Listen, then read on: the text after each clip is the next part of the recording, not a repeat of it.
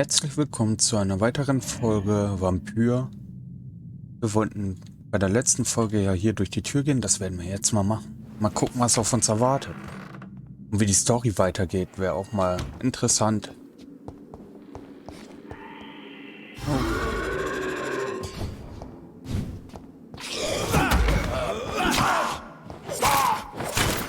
Der ist nicht so nett.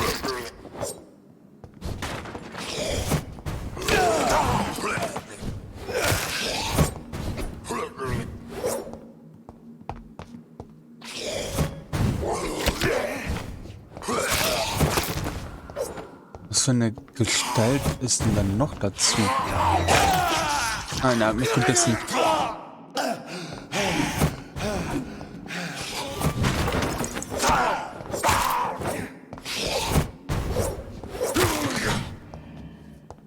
Oh mein Gott. These skulls can be so ferocious.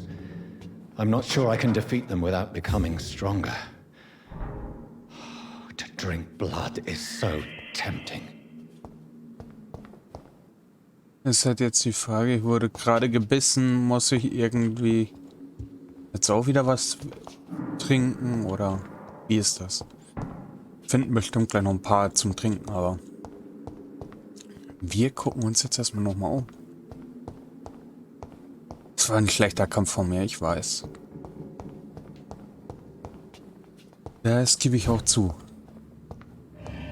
War aber auch nicht wirklich vorbereitet. Und was ist das für ein Schatten gewesen? Sodium hypochlorite. Dangerous to administer, but efficient in the proper dosage.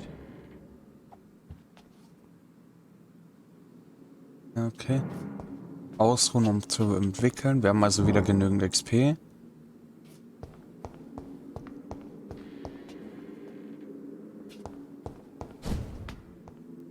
Wir müssen von dort aus hochbringen. Wir wollen ja hier alles durchsuchen. Eine rätselhafte Formel. Kann man auch Rezepte hier finden?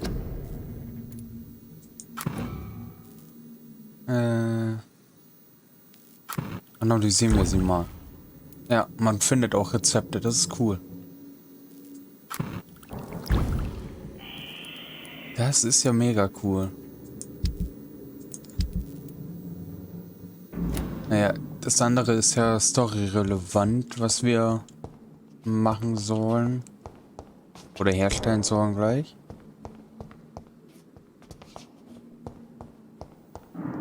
Und wir müssen immer noch rausfinden, wer Thelma spioniert. So, dann gehen wir erstmal wieder runter. Und wieder zurück. Ich komme immer noch nicht über den Kampf hinweg. Wie schlecht ich da abgeschnitten habe. Wir haben ja alles ja schon durchsucht.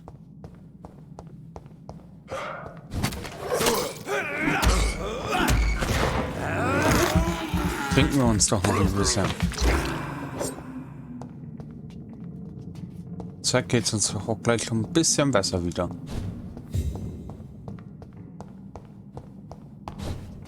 Aber wir müssen ja wieder nach oben.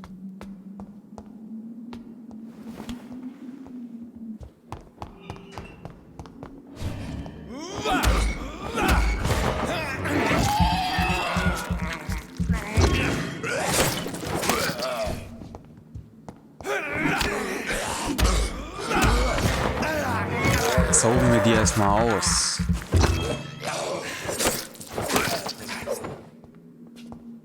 So bekommen wir wenigstens auch ein bisschen Energie wieder. Und außerdem kriegen wir auch immer wieder bei Gegnern Ressourcen, die wir wieder benötigen, um Zang herzustellen. Die Gegner werden, denke ich mal, nur schwerer.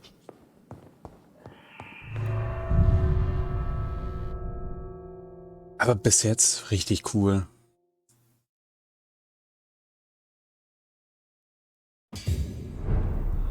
Bis jetzt ist es richtig cool. So, wir sollten wieder zurück, denke ich mal, in unserem Büro.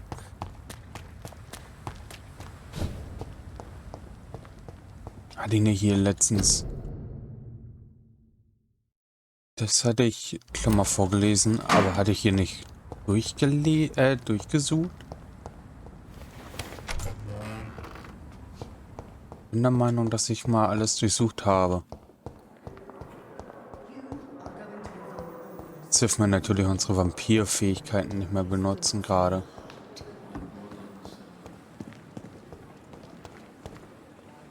Ja, ich denke mal wirklich, das wird in unserem Gebäude sein. Oder?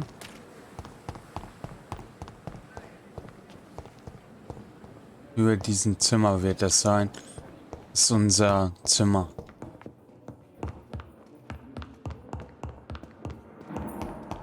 Aber mega cool. Alleine vom Story-mäßigen ist das mega gut geworden, das Spiel. Und wenn ich das richtig gelesen habe, soll es auch noch einen zweiten Teil dazu geben. Den werde ich auf jeden Fall definitiv auch mit anzocken. Oder zumindest zocken. So, wir sollen hier in unseren Büro craften. Aber was sollen wir machen? Stand doch irgendwas gerade dabei. Stelle eine Behandlung gegen Erschöpfung her. Ah. Gegen Erschöpfung.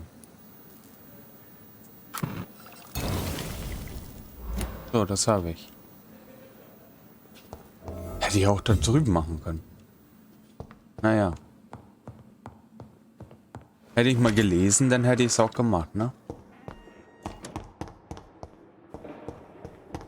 Wo ist sie? Ich hab was für dich.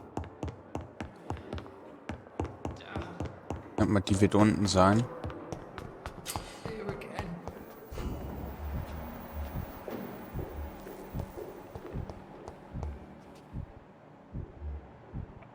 Warum sollte ich jetzt die Vampirfähigkeiten nutzen?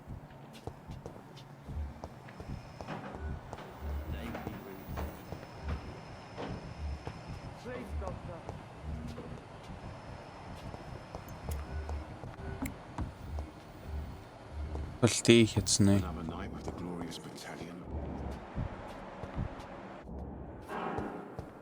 Das muss ich jetzt nicht verstehen. Ich denke mal, damit ich Dorothy schneller finde.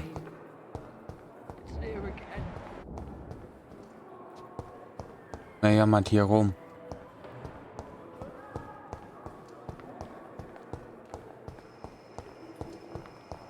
So, Dorothy. I'm so tired.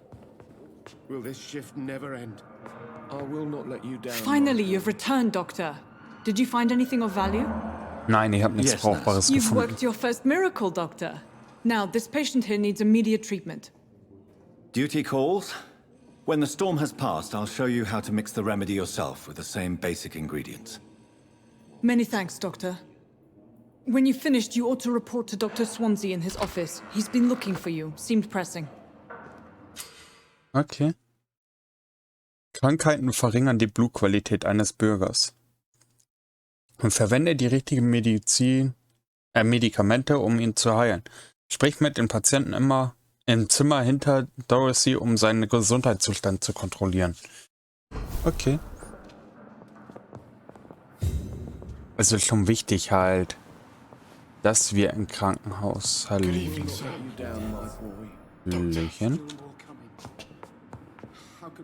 Ich komme gleich zu dir. Ich möchte jetzt erstmal mit der Dame hier reden. Good evening, madam.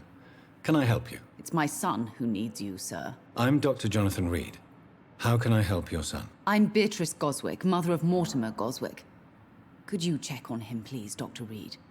I've heard much of your talents as a physician. Sollte ich sie kennen? What can you tell me about yourself, Mrs. Goswick? Not much to say. Just take care of my Mortimer and I'll cover all the expenses. That's all that matters. Are you really that rich? Most of the patients here are of a more humble origin, if I may say so. Yes, thanks to my husband. May he rest in peace. I can cover any needed medical expenses. May I ask if you have Sie an ist ja occupation, so Mrs. Goswick? I'm a reich. teacher by profession. I teach young women who are more ambitious about their futures than their families. Und Single. War alleinerziehend. Anscheinend. What do you think of your reception here? Any complaints? I have had the uttermost reservations about this hospital since we arrived. But we had no other choice, considering the state of emergency. Is there something in particular that's bothering you? Some of the staff were not especially welcoming. I suspect they're not accustomed to dealing with patients of such social standing. Tell me more about your arrival at the Pembroke Hospital. What gave you such a bad Wer wird first da so impression? unhöflich The gewesen ambulance sein? driver was quite rude, for a start. And that nurse, Miss Hawkins, seems to have quite a dubious attitude. What do you mean? She managed to secure a bed for my son despite the epidemic. It was a relief, but it wasn't cheap. Okay.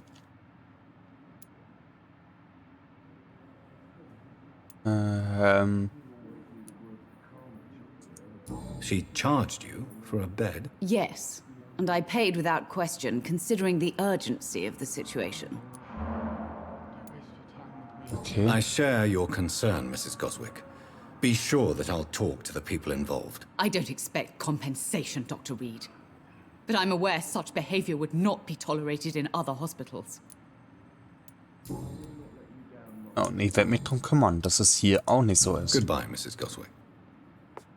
Oh, quatschen wir erstmal mit dem Sohn, ne? Good evening. I'm Dr. Reid. Can I help at all? No, Really? Why are you here then? I don't want to talk. My throat hurts too much. I suppose that this pain is the reason you're here. Is someone taking care of you? Yes. And no. Could you at least tell me your name, sir? Mortimer. Mortimer Goswick. Drücke E, um den Gesundheitszustand des Bürgers zu kontrollieren. Die Heilung eines Bürgers verbessert seine Blutqualität und belohnt dich mit EP. Außerdem verbessert sich der Gesundheitszustand des Do you need any Patienten. help? I'm afraid I may, sir. I don't mean to be a burden. You are not a burden, sir. Healing you is my responsibility. And you have my gratitude for that.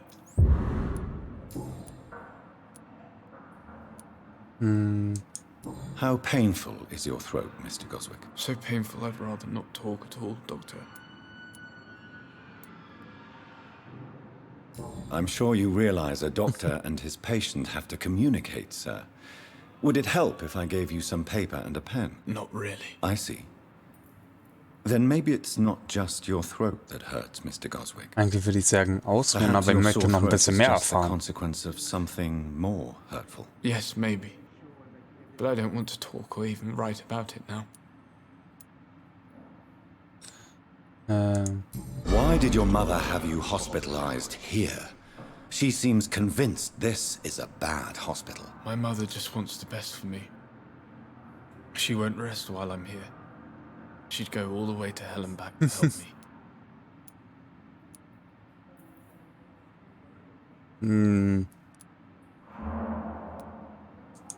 Pembroke Hospital may look unorthodox, but rest assured you're in good hands here. It's not me you have to convince, Dr. Reid. It's my mother. Is your mother bothering you?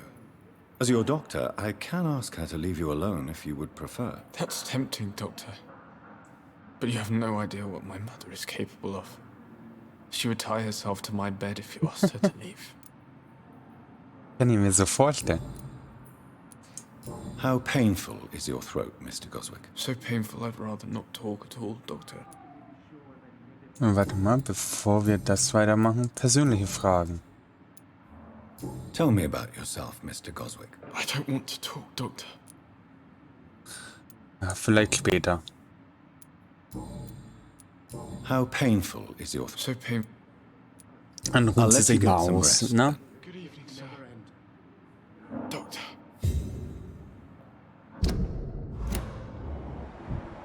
Erholt sich gerade, also. Good evening, Mr. Goswick. How are you? I'm okay. Kann nicht klagen, guck. Läuft doch schon besser. I have to go now, sir. But don't hesitate to contact me if you need any help. I'm all right. Don't waste your time with me. So, gab's da jetzt was Good Neues? evening, Doctor. How is my son doing? Da ist nichts Neues, da ist auch nichts Neues. Goodbye, Gut. Mrs. Goswick. Von denen werden wir noch ein bisschen mehr, denke ich mal, erfahren. Naja, jetzt sollen wir uns mal zu unserem Chef, Edgar.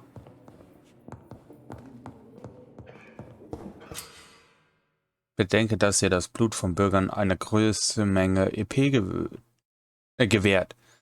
Suche Bürger deiner Bandstufe oder niedriger und wähle sie mit Bedacht aus.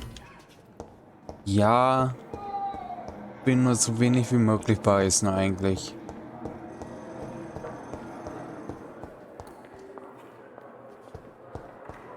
Ich will halt ziemlich unauffällig sein dabei. Naja, gehen wir erstmal zu unseren Herrn Dr. Swansea. Please, Jonathan, come in. Fascinating, is it not? In the last decade, so many mysteries have been brought to light with our microscopes. The human body, biology's penultimate frontier. The more we explore its boundaries, the less we're able to trace a clear line between life and death. You, my friend, have a foot in both countries. The view must be vertiginous. It's at least as vertiginous as chatting about vampires with you, I would say. This must be all so new to you. This area of town, the hospital, a brand new life. How stimulating it must be. I wish I could share your enthusiasm, Dr. Swansea, but my condition defies scientific categorization. Undead? Unalive? Immortality defies logic. Ich würde I cannot express my unlebendig thrill at sein. this serendipitous turn of events. The Oder world's sagen. most eminent specialist in blood transfusions, a vampire. One might say a gift from heaven.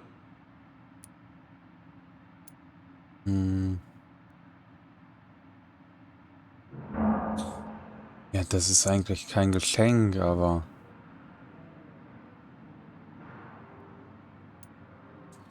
It may seem strange, but your words have brought me some comfort here. Forgive me. I've been an admirer of your work for a long time, and now you are so much more than a brilliant physician. And please, call me Edgar. Oh, wir dürfen ihn duzen.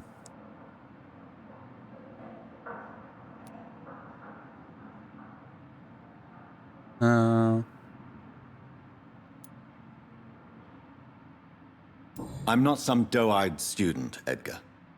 I understand we both have something to gain from this relationship. Very well. I have a task for you, Jonathan. Something that will require all your newfound skills. Please, go on. The Pembroke only survives through the generosity of our benefactors. Unfortunately, our main donor has found herself in a bit of a bind. Now, if you could help her out... A spokesman or politician is what you need. That's not my calling. And until I come to understand what has happened to me, I require discretion. Discretion is in order, Jonathan. Lady Ashbury has recently received rather indelicate correspondence that, if revealed, would jeopardize her position. And you would like me to eradicate this threat? By the stole, of course not. I would just like you to pay her a visit. Her ladyship is certainly near the tents outside, tending the sick. You can't miss her. Look for someone impossibly delicate. Accepted. I'll see what kind of trouble Lady Ashbury is in. Okay. Und vorher besuche ich erstmal hier den Raum. Warnender Brief. Pembroke Hospital, 25. Oktober. Sehr geehrter Dr. Swansea, hiermit informiere ich Sie über meine starken Zweifel bezüglich Dr. Toriau Strickland und dem Fall von Harvey Fiddick. Fiddick wurde nach einer schweren Arbeit zum Fall eingeliefert. Wenn man ihn nicht angemessen behandelt, läuft er Gefahr, seinen Arm zu verlieren. Dr. Strickland behauptet, einen medizinischen Eingriff könne den Arm des Mannes komplett heilen. Ich fühlte, dass Komplikationen in den Arm kosten könnten. Unser junger Kollege ist ein kühner, experimentierfreudiger Arzt, der in ein paar Jahren zu einem hervorragenden Experten reifen könnte. Doch noch fehlt ihm die Expertise, diese riskante Behandlung durchzuführen. Muss ich Sie an einen früheren Verfehlung erinnern? Da Dr. Strickland nicht auf mich hört, empfehle ich Ihnen, sein gefährliches Experiment zu unterbinden. Hochachtungsvoll Dr. Waverly Ackroyd. Okay. Immer mehr Informationen halt.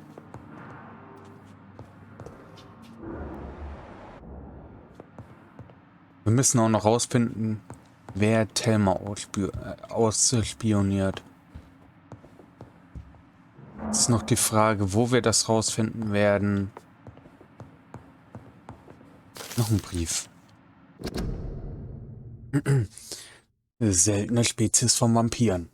Als Gelehrter und inniger Kenner der alten Schriften kann ich die Wichtigkeit von alten Legenden und Volkssagen nicht genug betonen, wenn es darum geht, Hinweise auf verborgenes und verlorenes Wissen zu finden.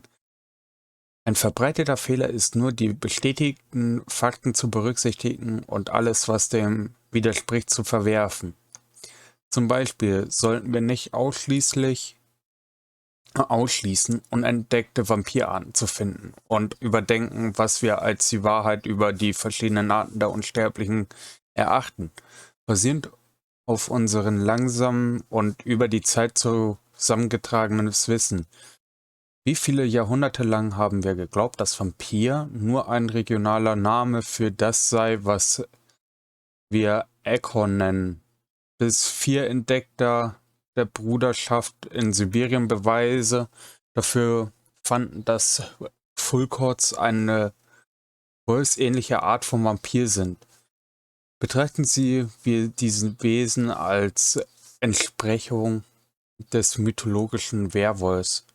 Nun wissen wir, dass dies nicht der Fall ist. Was ist mit dem Rest? Was ist mit den Rakshasa aus meinem Heimatland? Was ist mit den Chinesen, Yingxi oder dem Peuchen im Süden Chiles? Und vergessen wir unser schönes Großbritannien nicht.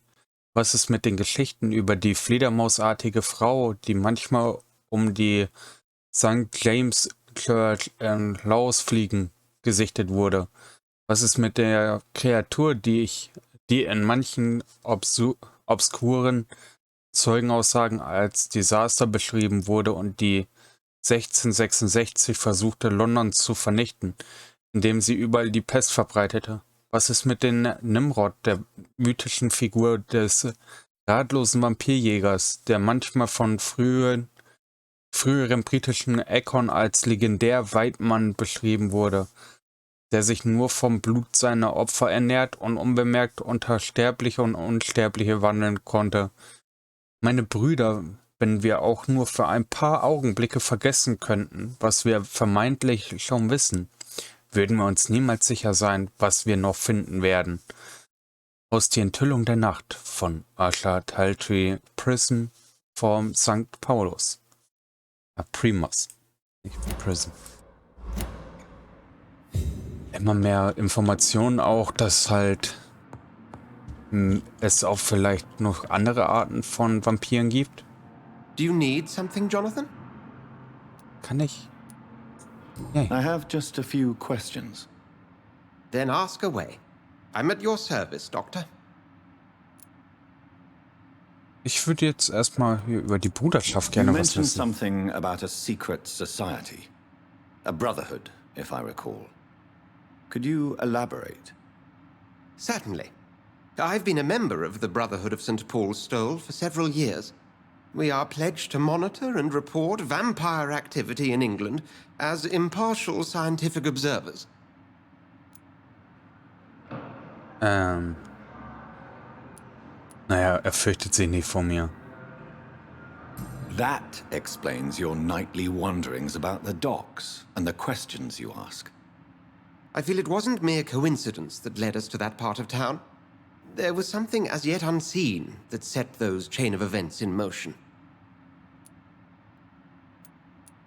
Yet you don't Nur fear wer hat das and still alles you know gemacht? the monster that lurks beneath the civilized surface. The Brotherhood has studied your kind for centuries. We believe you are as supernatural as a lion is to a gazelle. Also die ersten Toten, die wurden anscheinend von den einen da, dem was wir getötet hatten, gemacht. Since you seem quite the expert on vampires, Aber wer ist der what could you Nächste? tell me about my condition and how it came about? As men of science, our first step is always to start with what we know. Forget the myths, the hackneyed scrawlings, and the penny dreadfuls. They do not scratch the surface of the truth you now find yourself in. Ja, die Sonne wird mich auslöschen. Must I take a life to live? You are a vampire. You feed, and blood is the sole sustenance that can sustain your immortal frame. And only a living creature contains the nourishment you require. Ja, die Sonne wird The mir sun. auch auslöschen. The morning following my transformation. Its rays burned me. There was pain, smoke, and my skin blackened. You will find there is very little that can kill a vampire, my friend. You have been offered relative immortality. The sun will most certainly hurt you, leaving you weakened and damaged, but it will not destroy you. Also ich habe bis jetzt halt in Filmen mal gesehen, dass die Leute dann zur Asche wurden. Wenn sie die ganze Zeit von der Sonne in Kontakt mit der Sonne waren. The man we pursued and slew in the canning factory, William Bishop, I believe, was he a vampire? He was a Skal, technically speaking. The debate rages as to their classification. Some think them a subspecies of vampire, others something else. Woher stammen die? How do Skals come into existence? The name means slave. The etymology may indicate that they are a lesser species of vampire. From what I know, vampires tend to despise them. Unterschiede zu einem Just for Skal. clarity, what differences are there between myself and a Skal? A Skal is easier to eliminate, Jonathan, even if they remain formidable foes for the unprepared. Vampires... Now, vampires exist beyond the mortal realm. Ja, also Vampire sind also stärker als die Skals. Since I'm the one working for you, what should I know about Pembroke Hospital? Well, for many years, we have been the only medical facility in this part of town that people can rely on. We support the community here, as well as provide health care. Ja, was ist die Lage und was erwarten Sie eigentlich von mir? Zwei To be wichtige honest, we Fragen. cope on a day-to-day basis. The first wave of the Spanish flu last summer took us by surprise. We lack many of the basic necessities needed. Was erwarten What do Sie you von mir? expect of me? What we need is hope. You were a soldier. This is a war. This white coat's still a uniform. We fight to help the poor, the sick of the East End, the forgotten. Ja, gut zu wissen. We'll see each other again soon. Dann haben wir auch mal wieder mit ihm gesprochen. Also nochmal neue Informationen. Aber wir können uns selbst hier in seinem Büro nicht rumporten. Oh. Das wollen wir natürlich noch lesen. Pembroke Hospital, 4. August. Sehr geehrter Herr Dr. Swansea, sehr gerne kümmere ich mich um die provisorische Leichenhalle. Sobald ich eröffne, ist, wie ich Ihnen bereits mitgeteilt habe, sobald ich eröffnet habe, was wollen die sagen? Wie ich Ihnen bereits mitgeteilt habe, war ich während des Krieges Arzt und werde mein Land mit Freude erneut dienen. Natürlich ist es nicht dasselbe, ob man die Toten oder die Lebenden betreut, aber Lebenden, Mann. Aber auch um unsere Verstorbenen muss man sich gut kümmern. Seien Sie versichert, dass ich mein Bestes geben werde, um diese neue Aufgabe bestmöglich zu verrichten. Bezüglich meiner Qualifikation tut es mir leid, dass ich Ihnen nicht mehr als mein Ehrenwort geben kann. Ich schwöre Ihnen, dass mein Regiment mich während des Krieges zum Arzt ernannt hat und ich viele Leben gerettet habe. Wenn mein Wort nicht genügt, können Sie diese Militärverwaltung kontaktieren, um meine Erfahrung und Fertigkeiten zu überprüfen. Sie wird Ihnen bestätigen, dass mich der Krieg gelehrt hat, was ein Arzt wirklich wissen muss, auch wenn ich nie Medizin studiert habe. Hochachtungsvoll, Rakesh Chanda, ehemaliger Arzt. Keine wirkliche Ausbildung zum Arzt gemacht, ne? Aber wir haben auch gleich eine Information halt zu, oder einen Hinweis wieder zu jemandem. Ist gut. Haben wir hier noch irgendwo einen Brief. 6000 EP. 6000 EP, also den könnte man auch eigentlich... Naja, kann man. Muss man nur nicht. Aber ich würde sagen, das soll es für diese Folge gewesen sein. In der nächsten Folge werden wir dann nochmal mit der Gönnerin des Krankenhauses sprechen. Ich wünsche euch noch einen wunderschönen Resttag. Bis zum nächsten Mal.